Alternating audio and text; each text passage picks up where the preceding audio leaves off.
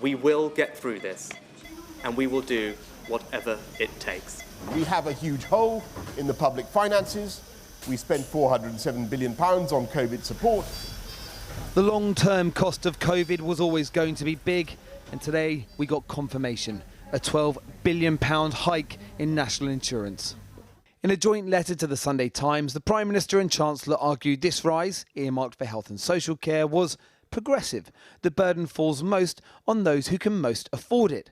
But they also insisted we are tax-cutting Conservatives. We believe in sound money. There is no magic money tree. Many Conservative MPs had already opposed the move. Out to defend it today, the Foreign Secretary. Morning, Mr. Truss. Has the Prime Minister got this tax rise right? Morning. Has he got it right? Do you back this tax rise? She did later say this. Taxes are never popular, Sophie. They're never popular. And as soon as possible, we want to be in a position to lower our tax rates. We want to drive economic growth because ultimately that is what will make our country successful. But we do face a short-term issue, which is that we have spent significant amounts of money dealing with the COVID crisis that does need to be paid back. The question for workers, though, is now the moment for that payback to begin. A 1.25% hit to employees, employers and the self-employed, right in the middle of a cost of living crisis. We're talking national insurance hikes with people. Disgusting. Disgusting. This is just another form of tax, isn't it? How do you feel about it?